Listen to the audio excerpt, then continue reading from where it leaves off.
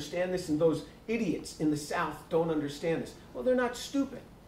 Those Texas oil men have made a lot of money, not because they're stupid. You go out and try to make a lot of money. Go ahead, give it a try. It's not easy. They're not stupid, but when you start projecting, when our community starts projecting that we know something, and we are sure of it, and we really don't know for sure, then it's a real problem. Some of the same people that were pushing global warming were 30 years ago, I know them, were pushing global cooling. The same people. So, of course, the community is going to have distrust here. What can I believe? You can't just jerk them around like this. You have to say, this is what we know about science, and this is our conjecture based on this. This is not fact. This is a theory of evolution, and there are real problems with evolution. And I listed on my website. I'm not saying that evolution is wrong. I can't prove that. How can I prove evolution is wrong?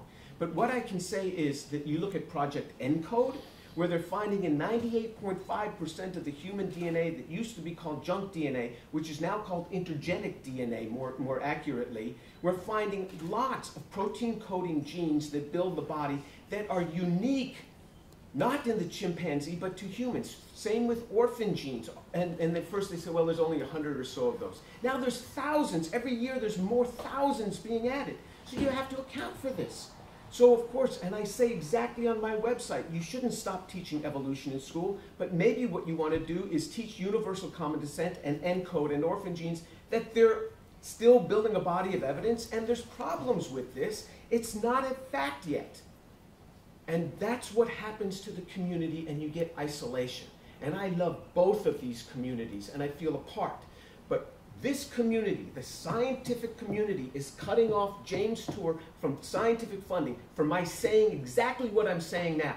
And you may think yourself so tolerant and so wonderful that you would never do that. But that's exactly what the community is doing. And 2 federal officers that know me, have known me for years, came to me and told me.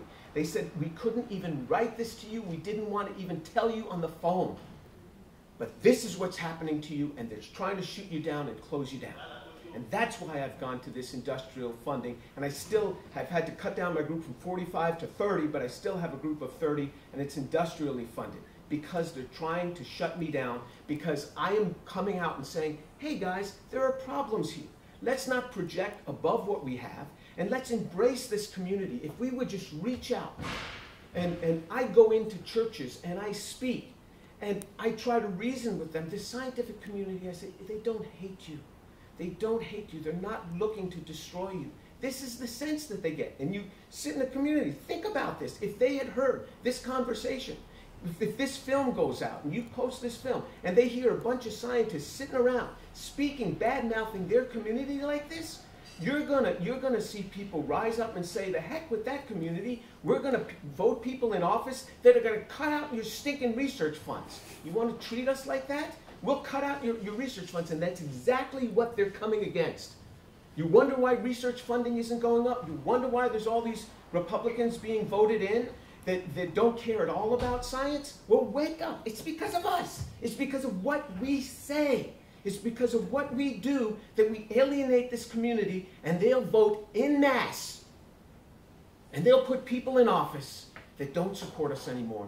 And we'll be the ones responsible for it because we've shot this thing down. We've shot ourselves in the foot. We're the ones who've done it. Now, to your question, I don't know that they're all wrong.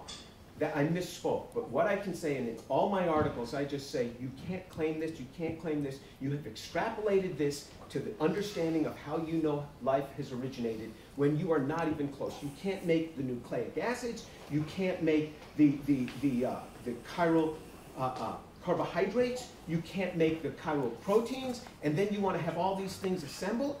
And so from the chemical side, they're clueless. From the assembly side, there's very few people in the world that know how to build molecules and know how to assemble them into working systems.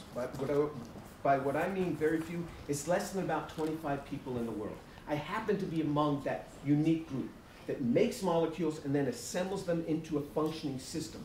Both of those are the 2 areas within Origin of Life. Both of those systems are so way behind what they have projected.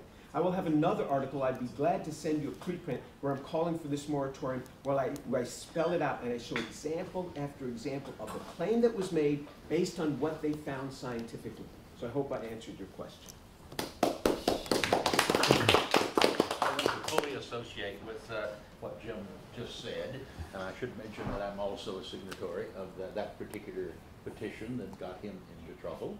And I've been trying in a more delicate way to make the same points around here. I think that you're using this term evolution in a different in different ways. I mean, he makes the point that I think we can justify if you limit the word evolution to mean common descent, but the word evolution also carries a connotation that, unless you make it very clear what you're talking about, can also mean just evolution by Darwin methods, by natural selection acting on random mutations in which there is no really solid good evidence. And as he points out, the evolutionists themselves have now rejected it.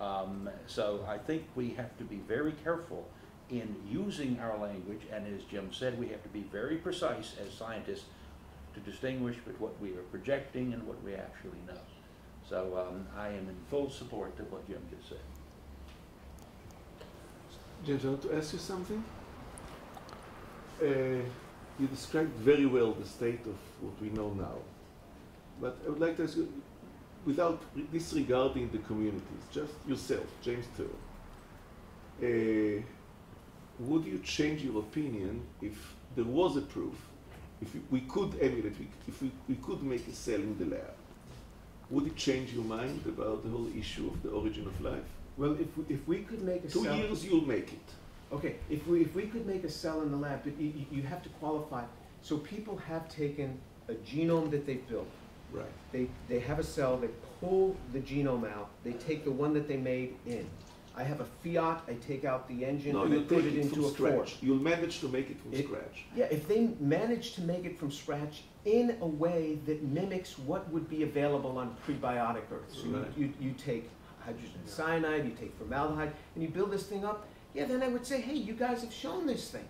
It really starts to look like, hey, these pieces could come together. Or and that still may you'd happen. think that faith is something else No, and no, it no, has nothing to then- do with the... No, if these guys have demonstrated this sort of thing, I'd say, hey, you guys really did it. And we might be able to do that in 100 years. Right. We might be able to do that. It wouldn't shake my faith in God It's at all. nothing, exactly. Yeah, it wouldn't shake my faith in God because I believe in God because He came to me, He changed my life. I visit with Him each day. There's something there. My interpretation of the Bible is subject to change. My interpretation of science is subject to change. So I would say, hey, this describes how life could have originated. I would be the first to concede that if I saw it. So and if I saw it, it wouldn't shake my faith at all. So we still can be open, even though the evidence is lacking, and maybe it's wrong, but maybe it's right. So exactly, your faith does not depend on this being right or wrong. Right, and it doesn't depend upon my interpretation of the book of Genesis, because every time I talk to another scholar on Genesis, I get different views, because they enlighten me with new things.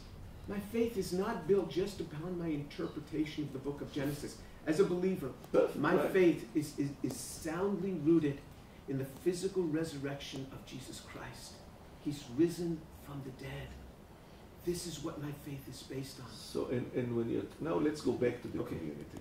What do you think will the community of 100 million Americans that you say should be embraced, what will be their reaction if scientists will be able to create life a cell from scratch? Right, and I think their reaction, if people like me, who they trust, would communicate to them, people have made, if I were to say people have made a cell in the lab from starting components that would be available on prebiotic Earth, it looks like this could be a way. I don't think that they would mind at all.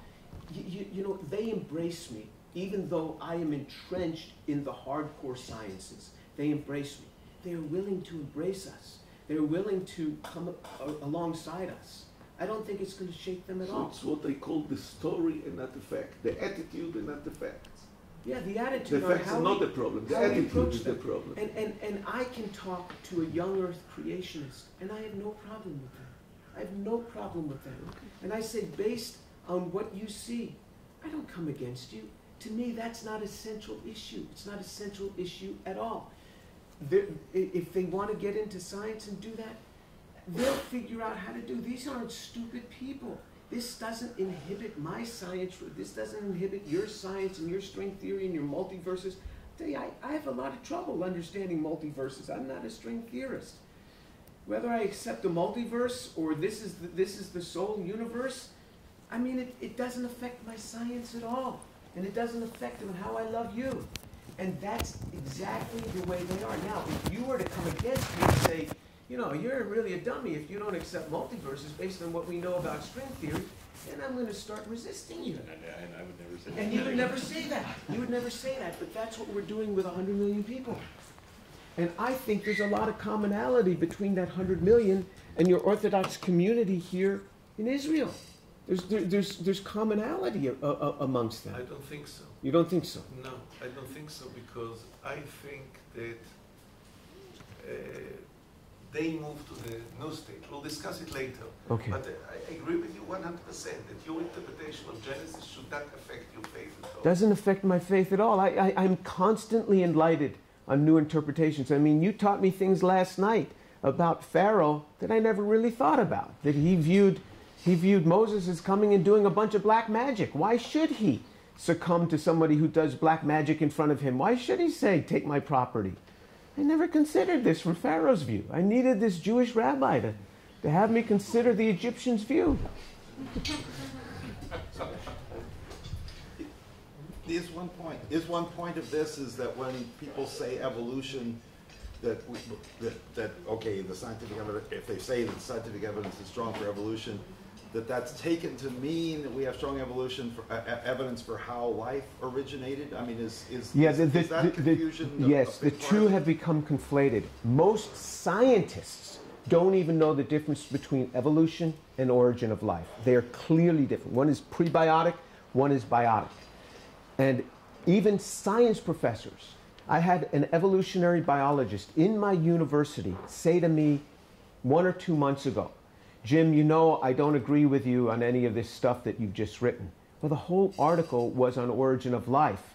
I said, so you're talking about origin of life, or you're talking about evolution? He had conflated the two. This was even an evolutionary biologist who conflated the two. Most scientists don't even know the difference. They all think it's one and the same. They don't know how far we are in origin of life. Origin of life is in an embryonic stage relative to where evolution is. So if we just made it more, if we say, okay, there's strong evidence for biological evolution, meaning, you know, afterlife. But you are you have again, watch that word, abiotic evolution. Yeah, what I would say... Well, I mean, I was going to go on to say... Darwinism or directed evolution, there's a huge difference. And, But it can be inclusive. It can be, but it's never presented that way. It's always presented... Well, I wouldn't say never. I presented it. Well, yes, but that's... Yes.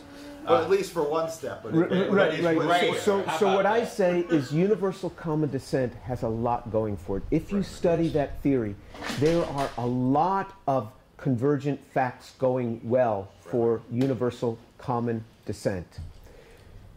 But then, and that's what I say on my website. I mean, you go ahead, teach universal common descent, but then bring in the problems. The problems for universal common descent are Project ENCODE. This is not a Christian organization. This is a U.S. government-funded effort that's looking at the intergenic DNA, orphan genes, and show that there is not unanimity on this, even among scientists, because I'll tell you, there are other scientists like me that actually agree with me that are afraid to speak up because they've seen what happens to me. And this is silencing of a community. Most organic chemists who really understand what it takes to build a molecule, not biologists. Biologists never build a molecule. They buy a kit. And most organic chemists actually, in the back room, they agree with me. They say, Jim, you're right. We are absolutely clueless on this origin of life stuff. These people... Yeah, now. They say we're absolutely clueless. We don't understand what these people are saying. And that's what they say in the back room. I sat with a National Academy winner and a Nobel Prize winner. I said, do you understand this? Do you understand this? You know what they said? Nothing. Because when they're together, they won't speak up. They just stared at me. They didn't understand it. They just stared at me. But when I get them alone, they tell me, I agree. I was at Weizmann Institute talking with a biophysicist. He was talking about the ear. There's a bar in the ear that vibrates, but the stiffness of that bar changes. The modulus changes as you go along. It's a tremendous, tremendous feature here that allows us to hear all these tonal differences. And he's describing his research to me. And I said, how do you think something like that evolves? Give me a picture for that, how that would evolve. You know what he said to me? He says, oh, Jim, we all believe evolution, but we have no idea how it happens. This is what they tell me in the back room. This is the confession from the biophysicist at the Weizmann Institute. We all believe in evolution, but we have no idea how it happens. It takes a good Jewish man to express it like this. But this is what I'm saying. So only in private, but in public. When I start challenging people in public, they get very angry with me. As soon as I enter a lecture room, the whole tone of their presentation changes because they're going to be very careful about their extrapolations in front of me. Why should it be that way? It seems like a problem is when on either side we are seeing lack of knowledge one way or the other and searching for it in the future as God of the gaps. That if we don't understand it, it means that God did it in a way that we want to do to give God credit for it rather than the holistic view of we will learn how, in some sense, God did it. It's the God of the gaps won't work, and I think that's a problem on both sides. I never speak God of the gaps, and I say in my articles, one day we'll know, one day we may know, but it's far from today. I'm not saying you are. I'm saying that general attitude. It seems like that can fit into it Of course, because from both sides wrongly. If you believe in God of the gaps, then you shouldn't study because you minimize God. And that's not what Jim is saying. No, I'm not saying he is. I'm just saying that sometimes that is. But is that picture? Is that part of why maybe scientists don't recognize? I mean, you're saying that people are not admitting the gaps, and are they not admitting the gaps because they think that Christians will then, or well, I shouldn't restrict it to Christians, but that theists or whatever will say now, okay, this is a gap that only God can fill. I mean, are they afraid that their atheist position is getting reduced if there are more gaps? That's what I'm saying. It can be misused on both sides or misunderstood. It is misused on both sides. Yeah. But I mean, I'd like to kind of applaud what you're saying. I mean, I think that you're completely right. And I mean, what has happened to Jim is it's very widespread. I mean, even Stephen Jay Gould, as famous as he was, he didn't believe that gradualistic evolution worked, and he had a punctuated equilibrium model that he proposed instead, and his comments in which he was critiquing the received wisdom about how Darwinism works and suggesting something else. So his comments critiquing evolution are picked up by the anti-evolutionists and then used to try to attack evolution in general. And once again, be careful about this word evolution, because we know what we're talking about. Yeah, we know without doing it with his fingers. but it's a very highly charged political environment where if you make a comment that the anti-evolutionists can use, they will use that, and then you will appear to be on their side. Robert Wright wrote a piece called The Accidental Creationist about Stephen Jay Gould. Well, Stephen Jay Gould was very opposed to creationism, but he didn't think the standard Darwinian picture was right. And I'm sure that you are called a creationist probably in the circles that are trying to keep you out of the National Academy, when in fact you're not. You're just trying to say, let's not make claims about science that aren't true. I never said I'm not. That's right. You know what the word creationist means, right? Can I just say so I think you do make a good point, because I know in UK, global warming, I think in lots of countries, is now regarded as a religion by many people, and so any questioning is regard it as you don't believe in it. So, I mean, I know a very eminent scientist in the UK who believes that the world is warming.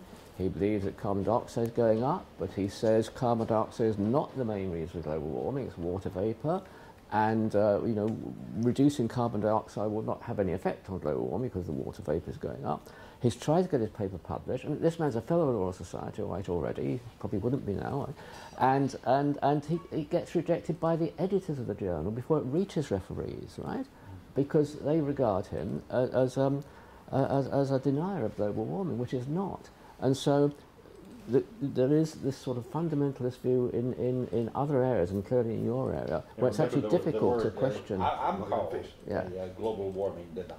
Yeah, because okay. Again, I don't think that humans are responsible for the observed global warming. And I might also mention another distinguished member of our community, Freeman Dyson. Yes.